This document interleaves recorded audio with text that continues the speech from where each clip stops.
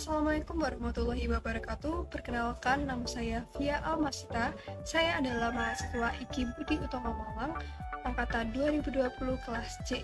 Di sini saya akan menerangkan mengenai keterampilan membimbing diskusi kelompok kecil dengan mata kuliah Kemampuan Dasar Mengajar.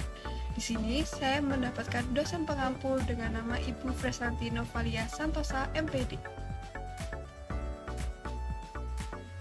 Pada materi ini, saya membaginya menjadi 4 pokok pembahasan, yaitu 1. Definisi keterampilan membimbing diskusi kelompok kecil. Yang kedua, yaitu tujuan keterampilan membimbing diskusi kelompok kecil. Yang ketiga, yaitu tahap-tahap keterampilan membimbing diskusi kelompok kecil. Dan terakhir, yaitu keunggulan dan kelemahan keterampilan membimbing diskusi kelompok kecil.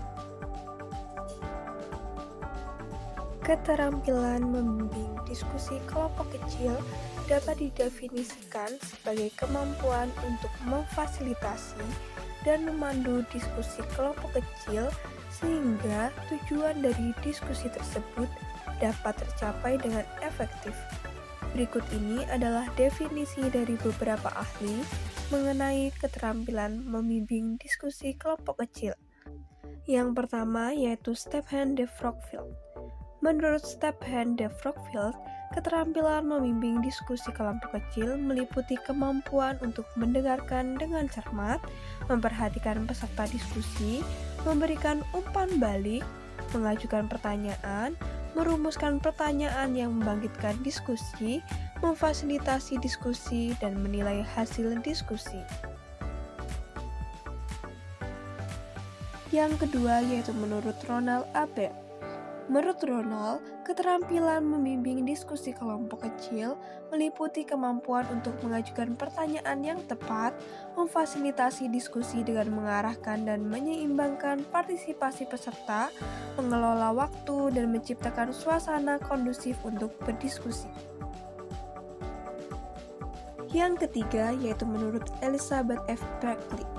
Menurut Elizabeth, keterampilan membimbing diskusi kelompok kecil meliputi kemampuan untuk mendengarkan dengan aktif, mengajukan pertanyaan yang membuka diskusi, mengembangkan topik diskusi, mendorong partisipasi aktif dari semua peserta, menghindari dominasi peserta yang berlebihan, dan mengelola konflik. B. Tujuan keterampilan membimbing diskusi kelompok kecil. Tujuan dari keterampilan membimbing diskusi kelompok kecil adalah untuk membantu anggota kelompok mencapai tujuan bersama secara efektif melalui diskusi yang terstruktur dan terarah. Beberapa tujuan khusus dari keterampilan ini adalah 1. Meningkatkan partisipasi dan keterlibatan anggota kelompok. Dengan membimbing diskusi kelompok kecil, membantu memastikan bahwa setiap anggota kelompok memiliki kesempatan untuk berbicara dan berkontribusi dalam diskusi. Yang kedua, yaitu meningkatkan pemahaman dan pembelajaran.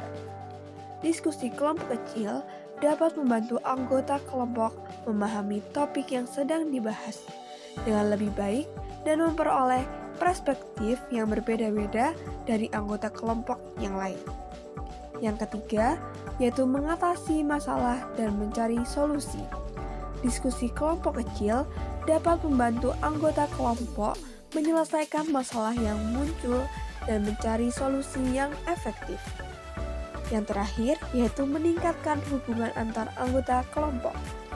Dengan diskusi kelompok kecil dapat membantu meningkatkan hubungan sosial dan kepercayaan antar anggota kelompok. C. Tahap-tahap keterampilan membimbing diskusi kelompok kecil.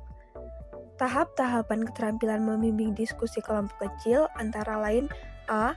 Persiapan. Persiapkan topik yang akan dibahas dan sesuaikan dengan kebutuhan serta tujuan dari kelompok tersebut. Persiapkan juga bahan-bahan yang akan digunakan seperti presentasi, artikel, atau buku-buku terkait topik tersebut.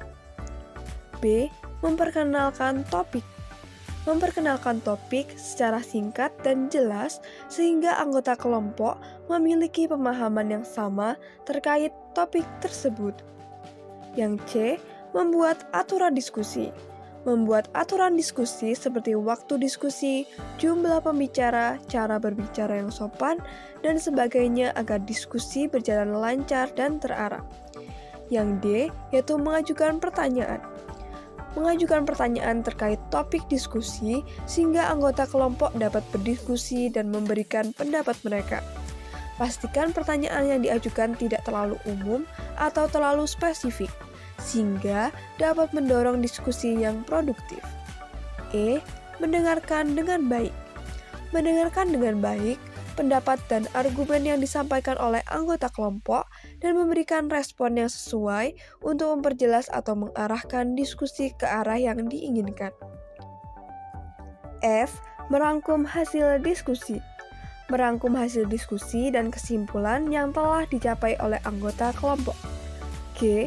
Evaluasi. Mengevaluasi keberhasilan diskusi berdasarkan tujuan yang telah ditetapkan. Dari evaluasi ini dapat dilakukan refleksi dan penyesuaian strategi pembimbingan diskusi kelompok selanjutnya.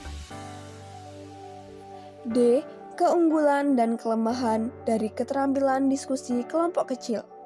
Yang pertama mengenai keunggulan, yakni A. Memperluas wawasan.